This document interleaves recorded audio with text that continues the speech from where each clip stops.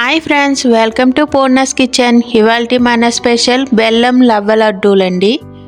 చాలామంది పంచదారతో చేస్తారు కదండి, ఇలా బెల్లంతో ఓసారి ట్రై చేయండి. చాలా అంటే చాలా బాగుంటుంది. మరి పర్ఫెక్ట్గా బెల్లంతో లవ్వ లడ్డూలను ఏ విధంగా ప్రిపేర్ చేయాలో ఈ వీడియోలో చూసేద్దాం. అలాగే ఫ్రెండ్స్, మన ఛానల్ని కొత్తగా చూసేవాళ్ళు వెంటనే సబ్స్క్రైబ్ చేసుకొని పక్కనే ఉన్న బెల్ ఐకాన్ని యాక్టివేట్ చేసుకోండి. మన ఛానల్లో వచ్చే ప్రతి రెసిపీని మీరు చూడవచ్చు. ముందుగా స్టవ్ ఆన్ చేసి కప్పును పెట్టుకొని అందులో ఒక 2 స్పూన్లు నెయ్యిని వేసుకుందామండి. నెయ్యి కరిగిన తర్వాత దీంట్లో డ్రై ఫ్రూట్స్ని వేసుకొని వేయించుకోవాలండి. నేను ఇక్కడ జీడిపప్పు, బాదం పప్పు ఫస్ట్ వేసుకొని వేయించుకుంటున్నానండి. ఇక్కడ డ్రై ఫ్రూట్స్ మీ ఇష్టం అండి, ఎన్ని కావాలంటే అన్ని వేసుకోవచ్చండి. ఈ జీడిపప్పు, బాదం పప్పు కొంచెం వేగాక ఇందులో ఎండు ద్రాక్షను వేసుకొని వేయించుకుందామండి.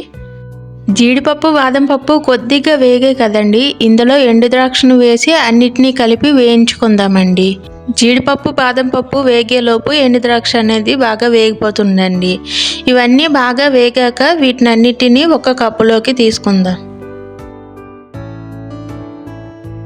ఇప్పుడు ఈ మిగిలిన నెయ్యిలో గోధుమ రవ్వను వేసుకొని వేయించుకుందామండి.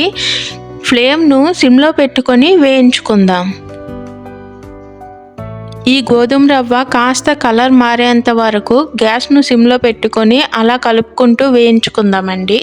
ఇప్పుడు ఇందులో సన్నగా తరిగిన కొబ్బరి ముక్కలను వేసుకుందామండి.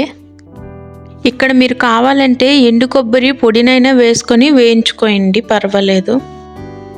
గ్యాస్ను సిమ్లో పెట్టుకొని ఈ రెండింటిని బాగా వేగించుకోవాలండి. చూడండి, ఈ విధంగా కలర్ మారేంత వరకు వేయించుకోవాలండి. ఇప్పుడు ఈ రవ్వను ప్లేట్లోకి తీసుకొని పక్కన పెట్టుకుందామండి.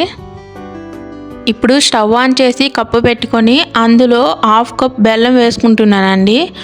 కొద్దిగా నీళ్ళు వేసుకొని ఈ బెల్లాన్ని కరగనిద్దాం. ఇక్కడ నేను 1 కప్పు గోధుమ రవ్వకు 1/2 కప్ బెల్లం తీసుకున్నానండి.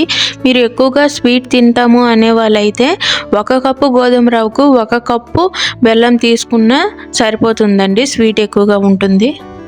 మీరు ఏ కప్పుతో అయితే గోధుమ రవ్వను తీసుకుంటారో అదే కప్పుతో బెల్లము అన్నీ కొలిచి తీసుకుంటే రవ్వ లడ్డూలు అనేవి పర్ఫెక్ట్గా వస్తాయండి. ఇప్పుడు ఇందులో 2 ఇలాచీలను వేసుకుందామండి. ఇప్పుడు పాకం ఎలా రావాలో చూపిస్తాను రండి. ఇలా పాకాన్ని 2 వేలతో పట్టుకున్నప్పుడు వేలకు జిగురుగా తగలాలండి. మరీ ఎక్కువ పాకం రావాల్సిన అవసరం లేదండి. ఇప్పుడు గ్యాస్ను సిమ్లో పెట్టుకొని ముందుగా వేయించి పెట్టుకున్న ఈ గోధుమ రవ్వను ఇందులో వేసుకుందామండి. ఇందులోనే ముందుగా వేయించి పెట్టుకున్న డ్రై ఫ్రూట్స్ని కూడా వేసుకొని వీటన్నిటిని బాగా కలిసేటట్లుగా కలుపుకుందామండి. ఇలా కలుపుతూ ఉంటే కాస్త గట్టి పడుతుందండి. ఈ రవ్వ అనేది బాగా కలిసిపోయాక వెంటనే స్టవ్ ఆఫ్ చేసేయండి. మరీ ఎక్కువసేపు ఉంచితే రవ్వ లడ్డూలు అనేవి గట్టిపడిపోయి గట్టిగా వస్తాయండి. ఇప్పుడు చూడండి, బాగా కలిసిపోయింది కదండి. ఇప్పుడు స్టవ్ ఆఫ్ చేసి ఒక 10 నిమిషాలు పక్కన పెట్టేద్దాం. ఇప్పుడు చూడండి, ఆరిన తర్వాత ఈ విధంగా వస్తుందండి.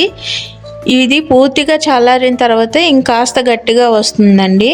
ఈ విధంగా చేతితో తాకగలిగినంత వేడిగా ఉన్నప్పుడే లడ్డూలను చేసుకోండి. మీరు ఏ సైజులో లడ్డూలు కావాలంటే ఆ సైజులో చేసుకోండి. చూడండి ఎంత చక్కగా వస్తున్నాయో. నేను చెప్పిన కొలతలతో లడ్డూలను చేసుకోండి. లడ్డూలు చాలా పర్ఫెక్ట్గా వస్తాయండి. అలాగే టేస్ట్ కూడా చాలా బాగుంటుందండి. చక్కెర ఇష్టపడని వాళ్ళు ఇలా బెల్లంతో ఒకసారి ట్రై చేయండి, చాలా బాగుంటాయండి. అలాగే 1 వారం రోజుల పాటు నిల్వ ఉంటాయండి. తప్పకుండా ట్రై చేయండి. మరి మీకు ఈ వీడియో నచ్చినట్లయితే ప్లీజ్ లైక్ చేసి షేర్ చేయండి. అలాగే సబ్స్క్రైబ్ చేయండి. Thank you for watching.